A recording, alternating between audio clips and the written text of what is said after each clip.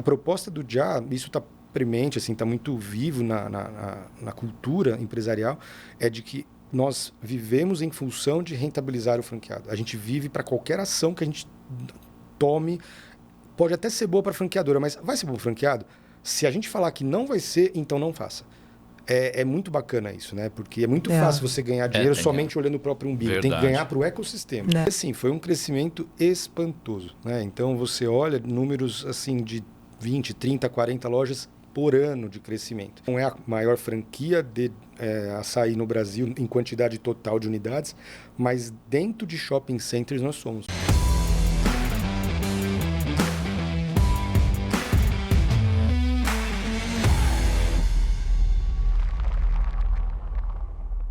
Bom dia, boa tarde, boa noite, sejam bem-vindos a mais um podcast Franquia Invest. E esse podcast aqui é patrocinado pela Soluto. Olá, eu sou o Eric Vils, CEO e fundador da Soluto. Nós fazemos um ERP especializado no mercado de franquias há mais de 20 anos. Hoje são centenas de redes de franquia que nós resolvemos e ajudamos a resolver os problemas de ponta a ponta. Um bom episódio para vocês. Fala pessoal, bom dia, boa tarde, boa noite. Hoje a gente está aqui em mais um episódio da Franquia Invest. Também a gente está aqui com o patrocínio do Soluto. Tudo e a Marina bom? Aqui vai fazer as apresentações oficiais aqui. Nossa, que responsabilidade! Marina, que marca é essa e que episódio a gente vai contar vamos hoje? Lá, hein? então a boca já está cheia d'água, já do açaí com o Carlos. Louca para conhecer essa história, como é que começou. Bem-vindo, Carlos. Obrigada por receber a gente. Obrigado a vocês pelo convite. Obrigado, Marina. Obrigado, Naco. Como é que começou a ideia do Já? Conta pra gente um pouquinho desse contexto, pra gente pegar a narrativa, pode ser? Legal, claro. O Já fez 11 anos como franqueadora, mas já tem 16 de história, né? Legal. Começou lá na cidade de Conselheiro Lafayette, no interior de Minas Gerais. O Diego, ele era um ex-colaborador de uma mineradora. E aí ele resolveu empreender e ele abriu uma sorveteria. E aí foi crescendo, foi percebendo algumas mudanças e percebeu o açaí, que era até então nas capitais já uma pequena onda que estava surgindo, mas no interior ainda não tinha chegado. Então 15 anos atrás, Carlos. 16 já. 16. E aí, o açaí era um produto dentro de uma sorveteria, né? Produtos, exato. E aí ele conseguiu fazer um relativo sucesso e depois foi adaptando. E o que ele inovou até então no mercado era a máquina, que não era mais o sorvete de bolear, que a gente chama, de você pegar e fazer, servindo com colheres, que a gente chama de fazer bolas de sorvete de bolear, né? Ele adaptou o que a gente chama de máquina soft. A máquina soft é aquela que você encontra nos shoppings de várias marcas do mercado, onde o diferencial que foi implementado no Já foi que ele já usou a marca Já, né? Do cliente se servir. Então, ao invés de ele pedir para que um atendente servisse, você ganha produtividade e passou a vender o modelo no peso. Então, começou a colocar os toppings, né, que são os confeitos, os cremes, as caldas, as frutas, enfim, tudo. Hoje o Já possui mais de 20 e poucos itens homologados, vamos falar assim. E aí a história da franquia começa quando junta o Rafael. O Rafael, ele era também um ex-Faria Limer, vamos falar assim, aqui de São Paulo. No mercado de investimento. Trabalhou em multinacional e tal. E aí ele resolveu empreender e foi uma época que, depois que foi a onda do Frozen iogurte, acho que vocês vão lembrar disso, no começo da década de 2010 ali. Que também era a máquina, né? Exato. Muito famosa. Aí veio a moda das paletas mexicanas. Sim. Ele entrou na paleta mexicana. O Rafael, para ser um master franqueado, e aí resolveram dar para ele o estado de Minas, então ele falou, bora, vamos lá. Então ele mudou para Minas, comprou um maquinário e tal. Só que aí ele perdeu praticamente todo o investimento, não foi dado suporte para ele, enfim. E ele conta muito claramente isso, que ele, para não voltar com uma mão na frente e outra atrás, ele falou, cara, então eu sei fazer paleta, eu vou tentar fazer com a minha própria marca, e saiu vendendo porta a porta. Eis que um dia bate em Conselheiro Lafayette. E aí ele olha uma, ele olha duas já, ele falou, se eu entrar com uma, eu entro em duas. Então ele tinha alguns freezers em comodato, e falou, poxa, de repente vamos bater um papo. Deu certo. E começou a vender bem, e foi criando-se ali uma amizade, a ponto de depois falar, olha, você já tem duas. E foi descobrir que eu tinha 13 até então lojas na cidade, né? Quantos estavam? 13? 3. Tá, 3. Tudo do próprio Diego, com outro sócio ali, local. Sim. Mas aí falou, poxa, você não gostaria de franquear esse negócio? Aí o Diego falou, eu até gostaria, mas eu não sei o que fazer. E o Rafa sempre fala, eu sei o que não fazer. Eu já tenho essa experiência. Exatamente. Então, vamos ver se dá certo. E assim, foi um crescimento espantoso, né? Então você olha números assim de 20, 30, 40 lojas por ano de crescimento. Com exceção, obviamente, da pandemia deu uma segurada, claro. algumas lojas poderiam de repente ter fechado, mas em números absolutos sempre crescente, mesmo na pandemia. E sempre com o modelo da máquina, que você tem o self-service, ou hoje o freezer incorporou também um novo produto, também de potinho? Não, como é que está hoje o mix? Assim? Até hoje, eu diria que no máximo de 5 a 10% da representatividade dos produtos ainda são esses que as fábricas que são nossas hoje próprias fazem, que são as próprias paletes que ainda continuam no portfólio, são acho que 11 ou 14 sabores recheadas e tal, e o próprio açaí, depois que acabou sendo feito em potinhos desde 150 gramas ou 150 ml, né, até 2 litros. Tal. Então, você tem uma gama de itens que são vendidos nas franquias. Tá. Nós não temos hoje loja própria, a franqueadora já, né? O Diego continua com uma loja que a gente chama de loja modelo, a primeira, piloto, né? Vamos falar assim. O escritório aqui em São Paulo fica numa sobreloja de uma loja operada por um franqueado. Legal. Então também não é nossa, né? Mas que vai passar por uma revitalização, a gente quer fazer uma loja conceito e tal. Mas esses produtos servem principalmente para delivery. Você não consegue... Entendi. Não é que não consegue. A gente consegue pegar o produto, colocar fruta, embalar para viagem e tal. Mas são ocasiões diferentes de consumo. Entendi. Você está aqui no seu escritório, depois do almoço, fala, putz, eu quero um potinho. E aí você não quer comer tudo, né? Você guarda no freezer, Sim. deixa em casa e tal. Mas a história começa como franquia lá há 11 anos atrás, né? Então nós estamos em 25, nós estamos em 2014. Em 2020. E como é que foi o processo de escolher novos franqueados, assim, depois que passou esse primeiro que bateu a porta? O primeiro franqueado é um parceiro, ele já foi como sócio, ele virou franqueado. Como é que foi essa virada de começar a buscar mais pessoas para investir também no sonho do Já? Pelo que eu lembro, pelo que eu entendo, né, que eu ouço, eles focaram muito no processo de fabricação, Tá. mas na operação, tirando as lojas do Diego, nunca buscaram ter muitas lojas próprias. Tiveram, obviamente, então toda tentativa e erro acho que faz parte de um processo Claro. de construção Sim. de marca, né? Até talvez 1 ano e meio, 2 anos atrás, chegou a ter uma ou outra loja própria, mas o grande foco sempre foi franquear, crescer através de parceiros franqueados, que a gente chama de investidores, né? E acho que esse é o grande modelo do franchising, é você fazer tentativa e erro e faz o que dá certo. A gente já testou, já errou. Sim. E vamos seguindo o que dá Vamos cometer certo. erro novo, né? Para não fazer novos, exato. Você cometer erro novo. Exato. E em que momento a operação sai de Conselheiro Lafayette e toma uma proporção mais nacional? Olha, há uns 7 anos atrás, a fábrica ainda existe, a de Belo Horizonte, né? Tá. Então começou lá, mas não era suficiente para atender a demanda do restante do Brasil. E aí a gente tem agora uma planta em Sorocaba. E a planta hoje de Sorocaba já é o dobro da capacidade das entregas, do faturamento da planta original, que ainda é a que matriz legal. lá de Belo Horizonte. Então, tanto por questões geográficas, tributárias, a gente faz o estudo por onde vai sair, mas basicamente Minas atende o estado de Minas, né? E hoje o estado de Minas ele é um pouco menos de 1/3 das lojas, alguma coisa assim. Hoje a rede já está batendo umas 180 lojas, mais ou menos, dos quais perto de 55 já ainda estão em Minas Gerais, localizadas. Entendi. Né? E a fábrica, ela atende mais com açaí e os toppings cada franqueado compra o seu? Ou hoje a franqueadora centraliza todo o fornecimento? Como é que está essa dinâmica do Shaolin hoje? A gente manda terceirizar um único produto que a gente chama de bombom de açaí, que ele é um açaí como se fossem pedaços cubinhos na formato de gelo. Olha a boca, já cheia d'água aqui. Coberto com chocolate branco. É muito bom. É uma coisa horrível. Exato. É péssimo. Isso daí é Só top. que esse a gente tem que mandar fabricar terceirizado. Terceirizado. Né? Mas aí centraliza para a gente fazer a logística junto com os demais congelados. Então, tudo que é feito, que vai lá nas máquinas soft, somos nós que fazemos. Então, a gente chama o açaí e o açaí zero açúcar, zero lactose, glúten, aquela coisa toda. Então, a gente tem 2 açaís. Os sorvetes com B de bola, né, que é a base de água. Sim. Então, tem manga com maracujá, tem frutas vermelhas. Então, é aquele sorvete que... Sorbet maravilhoso. Lembra da antiga bem raspadinha? refrescante, né? É muito exato, aquela refrescante. coisa.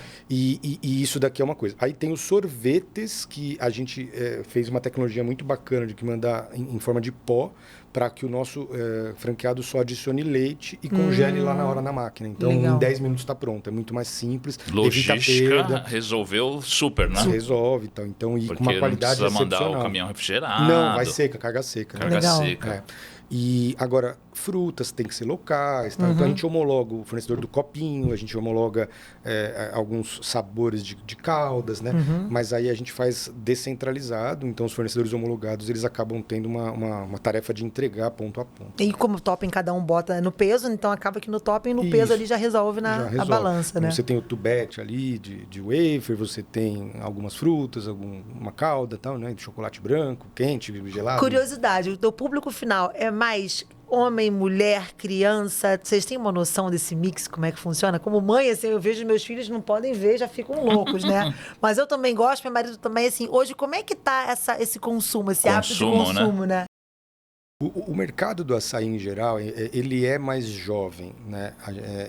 As gerações acima dos ENTA, eu brinco que não tiveram esse hábito desde cedo como hoje. Era o povo da banana split ainda, né? Exato. Experiência, né? Exato. Então, acho que saudabilidade, ele é um chamado superalimento, né? Porque ele tem fibra, ele tem vitaminas, ele tem ômega não sei o quê. Quer dizer, ele é muito completo. Nossa, potente, né?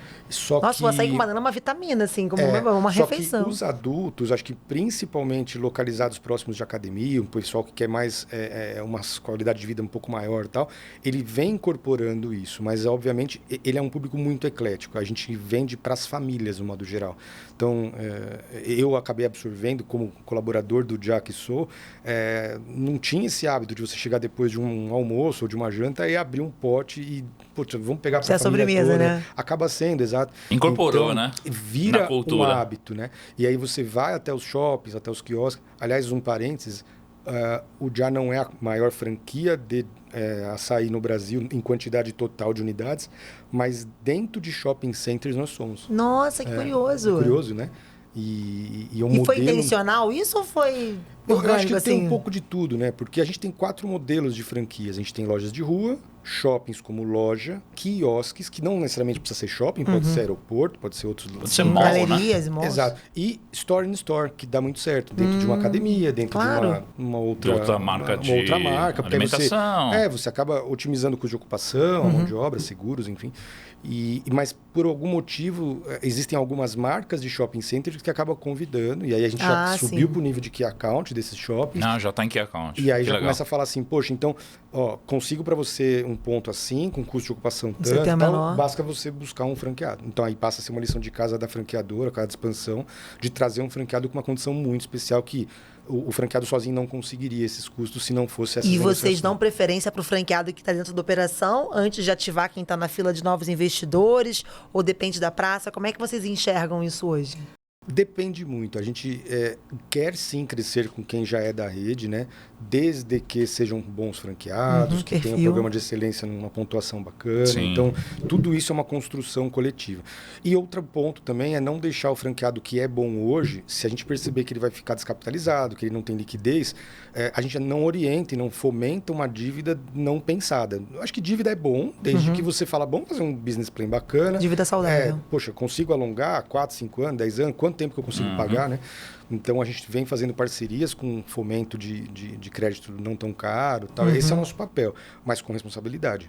A gente não pode fazer o franqueado, seja ele novo ou antigo, se endividar demais. Mas o novo franqueado de praça nova acaba sendo uma condição, porque o franqueado antigo não quer pegar uma praça muito distante para ele também abrir até a logística é uma complicada, né? Agora, dentro de praças onde ele consegue ter uma sinergia, a preferência é do atual franqueado. É uma curiosidade, assim, presumo que é uma operação que o franqueado não está ali só para investir, né? Ele também tem que estar envolvido na operação, né? Acho que é uma coisa muito comum da gente estar percebendo, né, essa premissa. Mas como é que na vida real, essa dinâmica de um franqueado numa operação da Já? Né? Como é que é essa entrega, essa presença numa loja de rua, loja de shopping, tamanho de equipe, essa dinâmica, né? Eu acho que é muito curioso de você não ter só noção do valor, a gente já vai perguntar números lá para frente, mas assim, a dinâmica, como é que é essa vivência de programa de excelência, de relação com o consultor de campo, de troca, de fazer compra, como é que é isso na prática? A gente coloca até na COF que não necessariamente tem que ser full time, uma dedicação exclusiva, a gente tem pessoas que trabalham em outros locais, mas que uma dedicação média mensal de 30 horas é muito pé no no chão, né? Aí você fala, nossa, 6 horas por dia, né, tal. Às vezes não, às vezes é mais concentrado em fim de semana, porque as operações, tem muito franqueado que estabelece uma rotina de ter uma escala 12x36 com as equipes. Então, você consegue, por exemplo, num shopping, das 10 às 10, você coloca 2 meninas para abrir e fechar, ambas ficam o tempo todo, ou uma entra umas 9 horas porque tem que limpar, tem que abrir, tem que abastecer, e a outra também fecha né? um pouquinho depois, exato. Então, porque assim, como já é o próprio cliente que se serve, a pessoa ela tem que abastecer, limpar, né? E ficar no caixa, dar uma olhada na balança ali, porque quase, com exceção de um picolé, de um potinho e tal, ia atender um iFood, né? O praticamente restante é autoatendimento, cobrar. né? Exato, basicamente é cobrar. Então, o franqueado, ele precisa fazer pedidos assertivos, olhar o fluxo de caixa dele, atender o consultor. Nós temos reuniões quinzenais com toda a franqueadora de passar as informações, números, estratégias e tal. Então, são reuniões que demoram 2 horas, tal, e a gente marca as segundas-feiras no final da tarde. Então, se você consegue se equilibrar, ter um grupo exclusivo com o seu contador, falar sobre a parte financeira e tal, o seu consultor, a gente tem uma agenda mensal de reuniões de pelo menos 2 horinhas e tal. São remotas ou são presenciais? Na maioria das vezes remota, principalmente para longas distâncias, né? Mas para algumas daqui mais próximo do raio do centro-sudeste, centro-sul, a gente consegue fazer presencial. Mas a gente está investindo como franqueador em inteligência artificial. Isso veio para ficar. É verdade. Então, existem módulos de treinamentos que a gente passa alguns itens exclusivamente para o franqueado e outros é para a rede inteira, incluindo colaboradores da própria franqueadora. Entendi. Então, como limpar uma cuba? Sim. Poxa, vamos lá. Então, você faz um videozinho curto, 30 segundos, E a gente tem uma multiplica. gamificação e aí tem que acertar a alternativa, tal, e vai brincando, quem acertar mais ganha ponto e a franqueadora está bancando isso e no final da pontuação, e nessas pontuações geram gamificações que geram brindes, né, para Recompensas, os né? colaboradores do franqueado, Sim. inclusive. Então, a franqueadora entende que ele é o já para o consumidor. Verdade. Então, Ele entrega, é o né? cliente no centro, tá certo? Então, é o colaborador faz o primeiro contato, é o franqueado, é o consultor de uma campo, cadeia. é a franqueadora, tal. Então, tudo é o cliente no centro, né? E a gente entende que é uma operação simples, mas que a execução, e acho que eu falo muito isso no mercado, no modo geral, mas principalmente em food service, em alimentos, né? Qualquer centavo é prejuízo ou é lucro na veia. Verdade. É verdade. Então, a gente minimiza e a gente tenta fomentar a perda praticamente zero.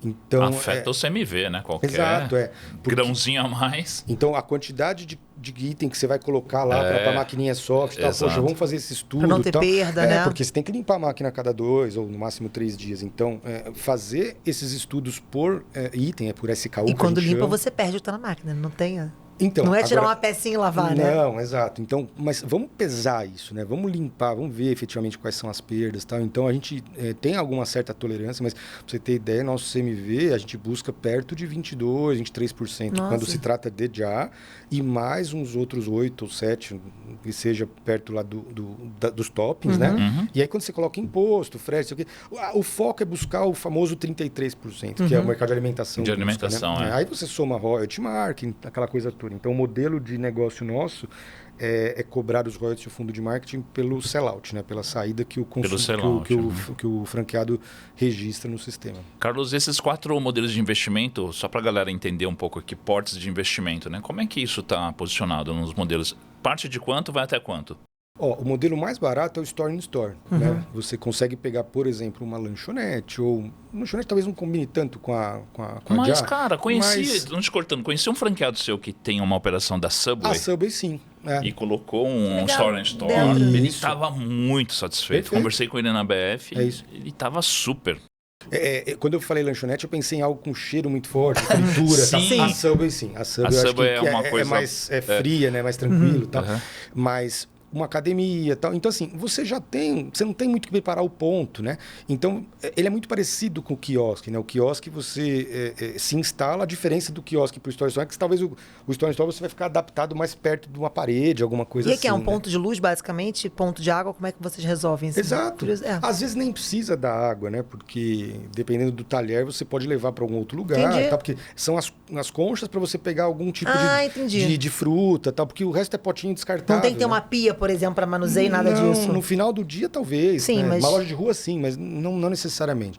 Então, assim, você está falando de por volta de 150 a 180 de um store-in-store, já com tudo, já com taxa de franquia, com estoque inicial, equipamento, tal, tudo. Tudo. O mais caro é o equipamento. É, Uma imagino, máquina sim. de sorvete hoje, ela parte de uns 40 e pouco.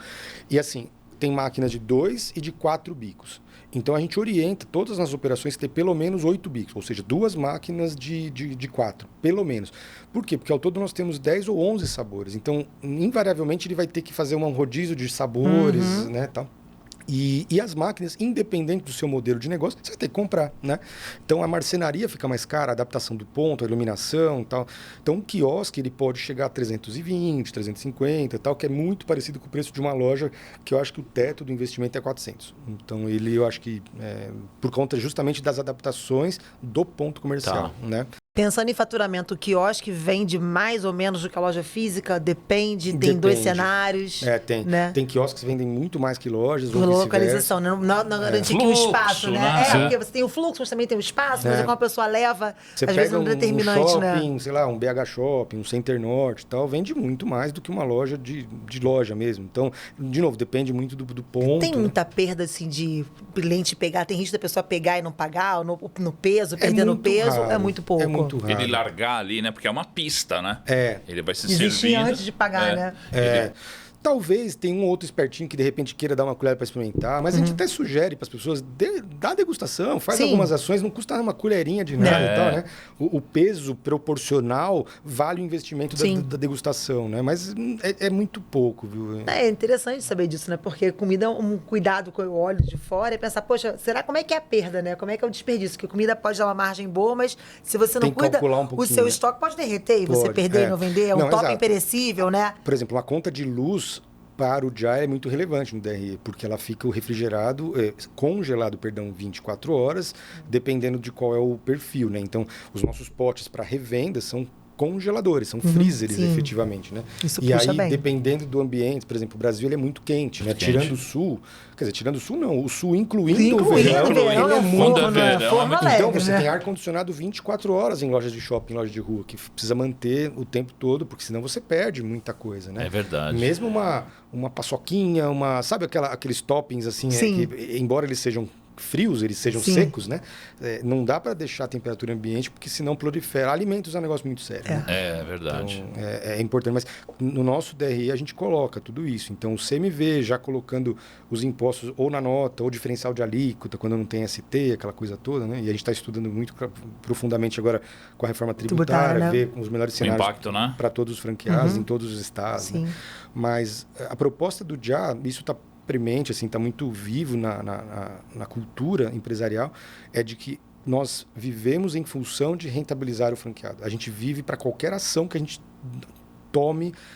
Pode até ser boa para a franqueadora, mas vai ser bom para o franqueado? Se a gente falar que não vai ser, então não faça. É muito bacana isso, né? Porque é muito fácil você ganhar dinheiro somente olhando o próprio umbigo. Verdade. Tem que ganhar para o ecossistema.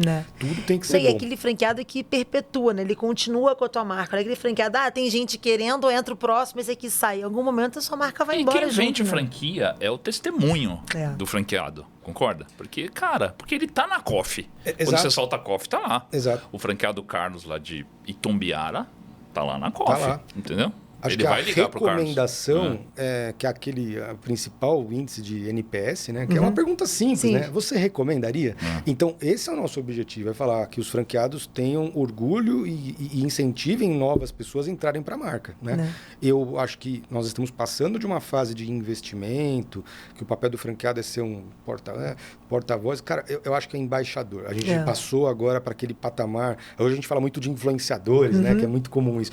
E por que não o funcionário, o colaborador das franquias e o próprio franqueado virar efetivamente um influenciador da marca, né? Porque aí ele transcende o fato de estar satisfeito, ganhando dinheiro. Ele é a JA em cada uma das nossas 180 localidades e a gente quer crescer demais assim. Você comentou que vocês têm um programa de excelência. É o programa de vocês? Qual é o programa que vocês fazem? E assim, até pensando na chegada, né? Tem alguma certificação diferente de alimentação para esse segmento que o franqueado tem que se atentar, o que você vocês cuidem, né, para um ponto funcionar? Não é só a obra, ou não? Basicamente a obra supre as licenças necessárias? Não, a gente tem durante a visita, né, é feito por auditoria e às vezes é nutricionista, às vezes é outra situação que tem a questão legal, né? Sim. É como se a gente fosse uma cópia de uma vigilância sanitária, por exemplo. Então, você vai com os mesmos atributos de fiscalização, né, que a legislação pede. Então, temperatura, validade, você começa a olhar... Isso a franqueadora faz esse papel? A gente contrata uma empresa, mas nós que elaboramos todo o questionário, né? Mas para pontuação, a gente também coloca critérios como você preenche o DRE no portal, você está adimplente, você coloca coisas qualitativas para pontuar também mais. Não é somente a parte de auditoria no ponto de venda, mas tem também um peso grande a questão do ponto de venda. Adequação, porque para o consumidor, ele não quer saber se o Já é uma franquia, é do franqueado A, tem que ser claro. Ele tem que ter uniformidade. Eu falo que franquia é a busca da padronização. Sim, então, padrão o PEX, ele busca você chancelar e quem é bom merece falar, poxa, parabéns, você está com... uma lâmpada que não está queimada, não sei o que. Então, é a imagem da marca. É esse zelo, com certeza. Né? E o PEX foi feito internamente, mas feito por auditoria externa que executa a busca. Fora algumas pontuações que são internas. Né? Que bacana. E aí, falando semestral. de ticket médio... Nossa, semestral, que bacana. Não é nem do ano, então. Falando em ticket médio, Carlos, qual que é a média assim, do ticket médio na operação? É engraçado porque média... Eu tinha um professor de estatística que falava, né? Cara, média é você pegar no exército e pegar o pé de um que é 39, 36, 43 e na média é 40. Então não vai servir para quase ninguém o sapato. Mas, vamos lá. Hoje, a média anual de todas as lojas, ela fica próxima a 60 mil por mês. Então, significa que é isso? Quase ninguém vai acertar. Por isso que eu falo que é média. Por quê? Porque no verão, muito mais, e no inverno, não muito menos, mas um pouco menos. Agora, você tem lojas que bate 200 e poucos mil por mês, e você tem loja que bate 30.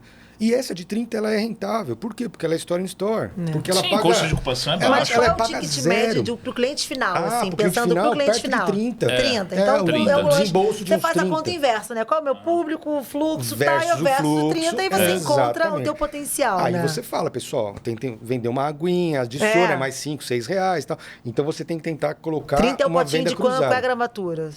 Então, também depende. Nós temos desde, 59, 64 até 84 o quilo, né? Então, vamos falar uma média de 70, vai. Então, daria uma média aí de 350, 400 gramas, vamos falar assim, né? Pô, é bastante essa aí, gente. Que assim, também temos uma métrica que do valor total a ser pesado pelo consumidor, o Já, daquilo que sai efetivamente das máquinas de soft, é responsável por perto aí de 75% a 80%. Entendi, não tem os toppings, outros 20 são os toppings, exato. Então, ou uma fruta, ou uma coisa mais saudável, ou dá-lhe leite condensado, dá-lhe creme de avelã. Se tem algum topping assim que bomba, assim, algum topping, você fala assim, nossa, esse aí... Aquele topping a gente ou ganha margem ou perde margem. Existe assim? Tem. Assim, o creme de avelã é o mais caro. Aí você tem frutas mais baratas, uma banana, um kiwi, dependendo da época e tal, mas morango. É que agora com o morango do amor ficou muito caro também. Morango realmente inflacionou. Agora deu uma caída, né? Agora caiu. Mas assim, você tem os top de linha, por exemplo, que é uma granola, tal. Isso daí, independente da época do ano, sai bastante, né? Então a gente tem que olhar a curva A que o cliente quer, né? Então leite em pó, não necessariamente de uma marca específica, mas pode ser alguns como homologados, mas você tem aquela curva A que não tem como a pista deixar de ter, né? Entendi. Mas sim, tem alguns toppings que compensam outros, porque o peso é igual, mas o preço não. Então, a gente tenta sempre controlar esse CMV. Ter esse equilíbrio, né? E também garantir que o franqueado também não vai deixar de ter. Né? Então, não vou ter creme de avelã porque eu tô perdendo dinheiro. E você perde a experiência, perde padrão. Você fala, peraí, mas eu queria o morango com açaí e coloca lá um pouquinho também do chocolate, ou preto, ou branco, ou avelã, enfim. Uma curiosidade, o açaí, vocês têm um fornecedor de vocês próprio, a plantação? Como é que tá? Já pelo volume de unidade que vocês têm, como é que tá isso, né? Porque... É assim, ó. O açaí, ele é exclusivamente brasileiro no mundo. Não é possível você replantar isso em lugar nenhum. Sério? E o Brasil, ele tende a ter essa... Não tem como replantar? Não tem. Ele é, aspas, uma praga. ele não é uma... sabe aqueles coquinhos? Sim. Ele tá lá, a Sim, palmeira, ele tá lá. parece... Porque a extração dele é dessa forma, Você precisa coletar, exato. Isso. Você precisa subir, pegar... Precisa subir, tal. é. Então, são ribeirinhos. Será que isso não dá um plantio em nenhuma parte do mundo com esse tipo Nada. de... Assim, Eu ó. já quero explorar. É um negócio. Dizem que o cacau foi de um lugar para o outro, dizem que o café também veio não sei da onde. Então, assim, então. não sei. Hoje, Hoje pelo que se estuda, Verdade, ele porque- é só da Amazônia. Ele não tem Então, lugar o nenhum melhor esse que plantio. tem é o do Pará, você encontra ainda no Amazonas e no Amapá ali, e às vezes, não sei se chega até o Maranhão, mas assim, ele é exclusivamente ali daquela Belém, uma parte do rio que desemboca o Amazonas, tem ele de Marajó, não sei o que e tal, é tudo ali. É dali. E dali fornece para todas essas marcas que estão buscando. Então, assim, as pessoas lá, elas vendem em baldes, que o quilo é X, e aí ele é uma frutinha que você aproveita, 90 e poucos % dessa fruta é um caroço, e aí é igual uma jabuticaba, Sim. e aí você pega essa parte da casca que tem um néctar muito pouquinho, e aí ele gera, ao ser macerado, não sei o quê, uma polpa, perdão. E aí, nessa polpa, desses X quilos do latão que é vendido e tal, eles transformam em tantos quilos. Você produz quase um extrato de açaí para multiplicar, para fazer açaí. Exato, né? E aí ele Por é isso tem muita transportado... mistura também, né? O pessoal vai misturando, aí já começa outro papo, né? Então, exatamente. Eu digo que, como qualquer commodity, você tem as diferenciações, né? Vamos lembrar os cafés há uns 30, 40 anos atrás, quando você só tomava em casa e só tinha o pó e acabou, né? Aí depois começaram a ter as marcas especializadas, depois você começou a ter em cafeterias específicas, aí você vai gourmetizando. O açaí está indo para o mesmo caminho. Ele começou sendo açaí. É igual o café era café. Né? Os lutadores de jiu-jitsu começaram lá atrás, exato. né? Camila Grace. Sim, levando os campeonatos e tal. Agora sim, você começa a perceber a diferença. Então, os nossos sólidos, dentro do nosso açaí, bate 60%. Da concorrência é 35%, uma coisa assim. Então, o valor percebido na hora que você põe na boca, eu brinco que tem um Visitem livro... uma unidade, provem e formem a opinião de vocês. É isso. O Carlos Ferreirinha, eu adoro, né? O livro dele fala isso, o paladar não retrocede. Então, não retrocede. Tenta comer Nossa, maravilhoso. aquelas mesmas guloseimas do passado, da nossa infância. Você vai falar, cara, eu comia isso. E é isso, porque depois que você vai para um patamar diferenciado, você fala, cara, você não consegue... O vinho faz isso, o café faz isso.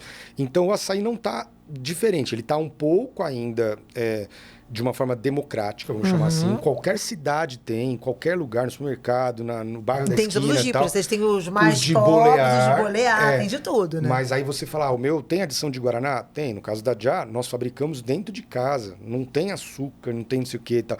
Então você tem a mistura que dá para fazer algo que é muito bacana tal, né? Então você tem de tudo, mas o público ele vai começar a perceber isso daqui a alguns anos. Você não vai ser tão rápido. Então, hoje, é aquele negócio, comprem de um, de outro, mas comprem. Então, o açaí, ele está bombando, E né? falando em consumo, né? Eu percebo, quando eu vejo assim, algum evento lá fora, principalmente o UFC, como o açaí do Brasil está sempre marcado, né? Então, assim, você vê, gringo vai fazer show, você pode reparar nas notinhas de bastidor, é sempre com um pote de açaí. Como é que tá esse momento, assim, de vocês também aproveitarem, assim, de ter unidade fora, de buscar dessa percepção de consumo, um produto totalmente brasileiro indo? Como é que isso se encaixa, Nadia?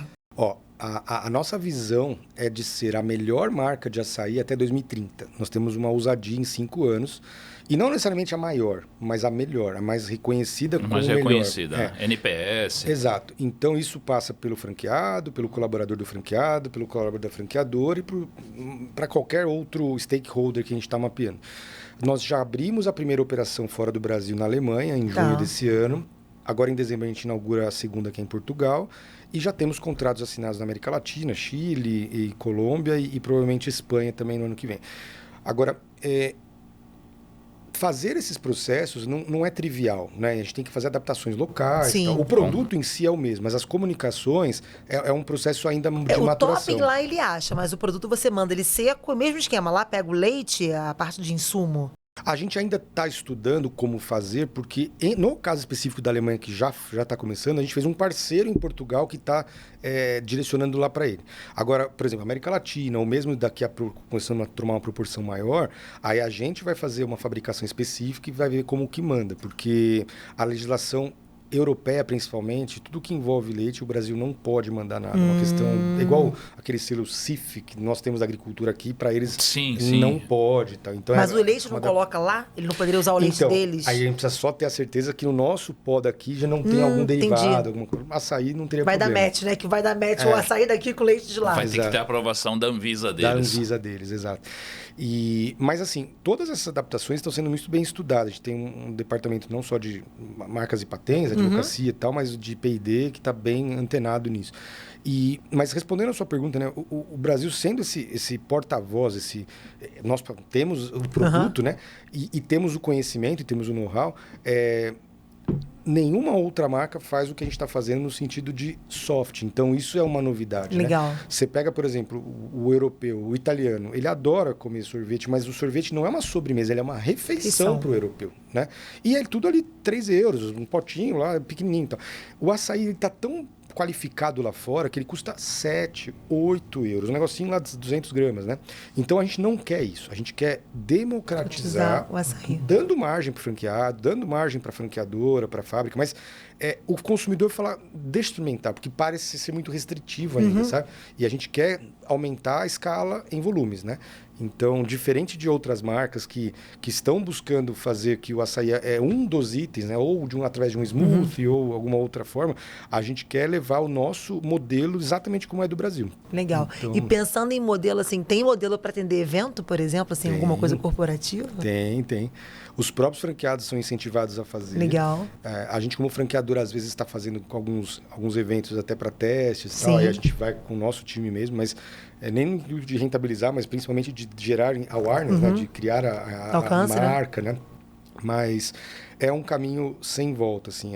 Você tem festas infantis, você tem festas corporativas. Tem. E o produto casa bem, né? Nossa, demais. Né? Você tem shows de música. Verdade. Gente, quem nunca naquele final de noitada? Né? As pessoas antigamente passavam, né? Tipo, os baladeiros, a madrugada já começa o amanhecer. Vamos passar numa feira, vamos tomar um caldo de cana. Vamos comer açaí, né? Exatamente. Então, a gente está fomentando para que os franqueados executem essas... Então, você tem carrinhos. Vai ter um franqueado que vai agora, no final do ano, começar a ter como se fossem carrinhos de praia nas areias do litoral. Que legal. Vendendo açaí. Mas aí teria que ser de boleado. Sim. Mas é o mesmo produto. Mas é uma forma também de você democratizar e você trazer o teu franqueado, a tua rede, para estar junto com você nessa, né? Vocês não estão competindo, né? Muito pelo contrário, vocês estão dando alcance pro açaí e para quem busca para investir, é de você não ficar refém de um ponto de venda, né? Assim, eu posso ter um ponto, uma base... Mais um canal de vendas. Mas é mais um canal, né? Isso é muito importante. Então você tem a tua equipe focando o ponto que já existe e tal, e vai buscar novos canais, novas fontes de receita. Isso a gente fala sempre, né? O franqueado de sucesso, ele não é passivo, ele não aguarda o cliente, ele faz acontecer, né? E hoje, cada vez mais, né? Acho que o mercado ele já pede isso, né? De você estar sempre buscando onde está o consumo e estar levando, né? Lembrando da fome para dar vontade de comer, né?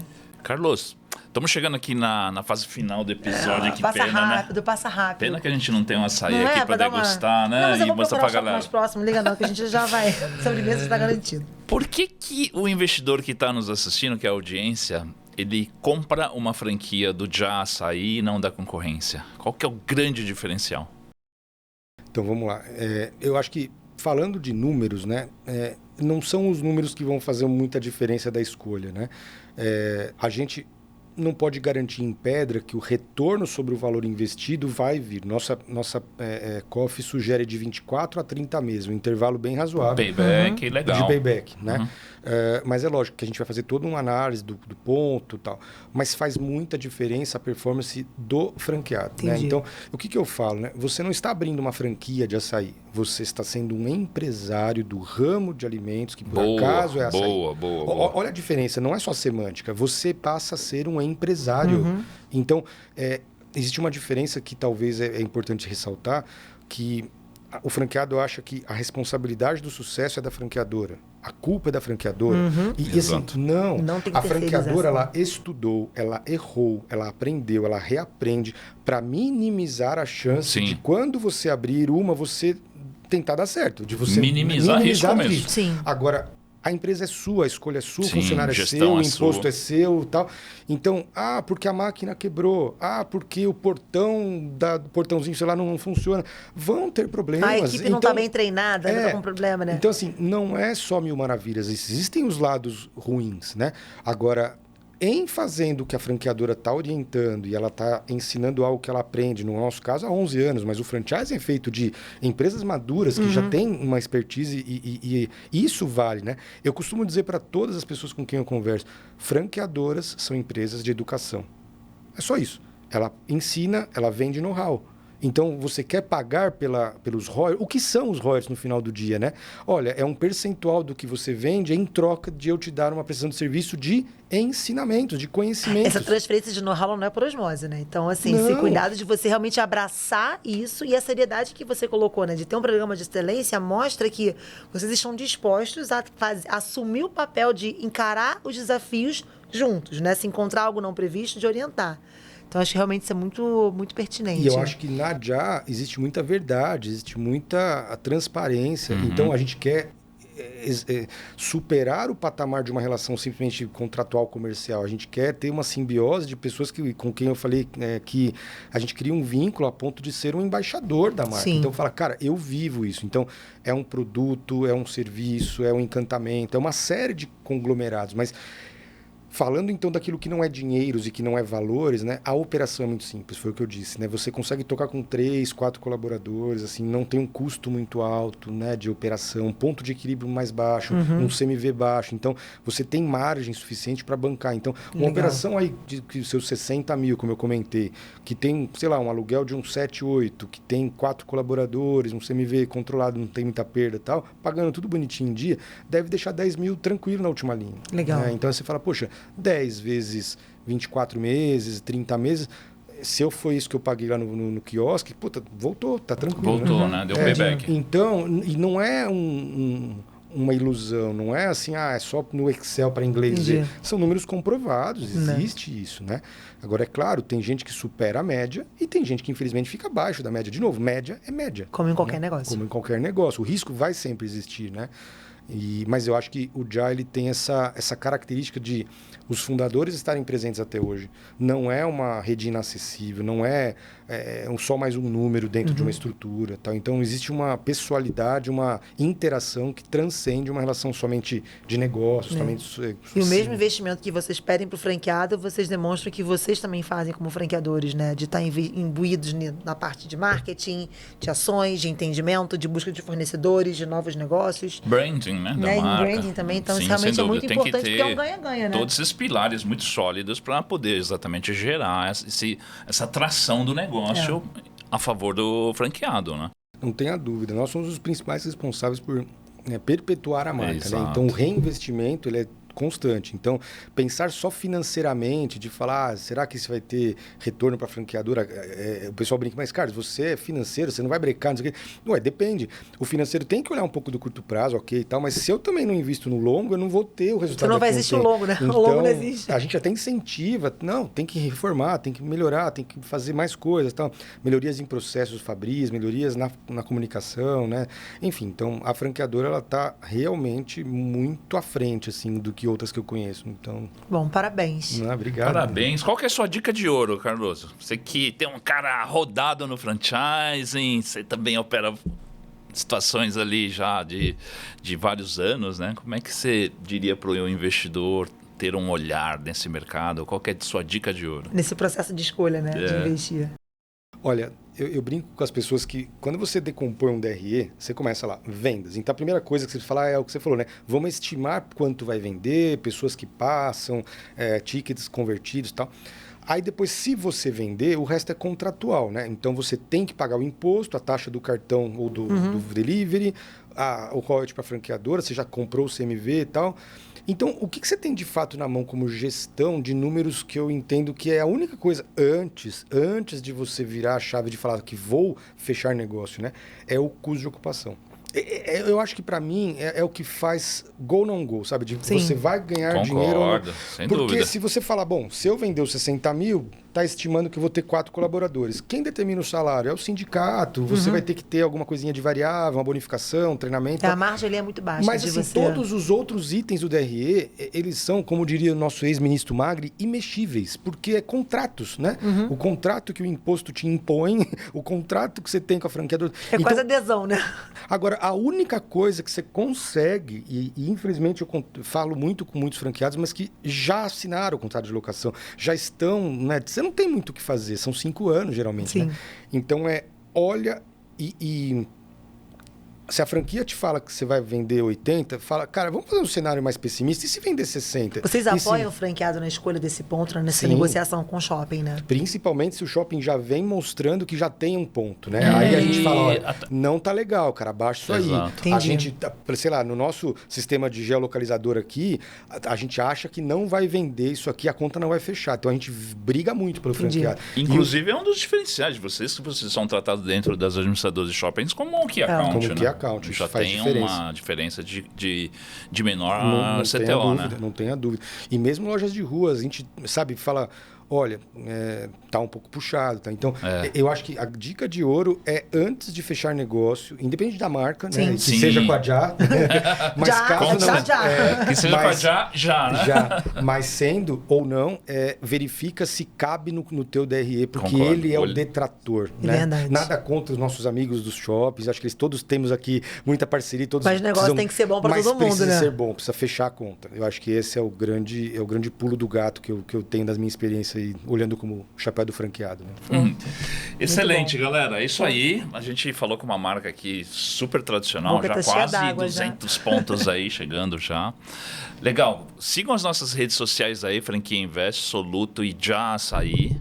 Tá? E se conectem com a marca aí para saber maiores informações. Que vão estar aqui na descrição do vídeo. Na descrição do vídeo vai ter, né? Vai ter o Já do Açaí e qualquer coisa, quiserem manter contato comigo também, ABC do Franchising. Legal. ABC do Franchising, olha aí, galera. Então, Bom. contatos Obrigada, com, Carlos. com Muito Carlos obrigada pela transparência com a gente, né? Por contar Exato. tudo isso. Obrigadão. Valeu. Sucesso. Obrigado. Obrigado, Marina. Obrigado. Tchau. Valeu. Tchau, tchau.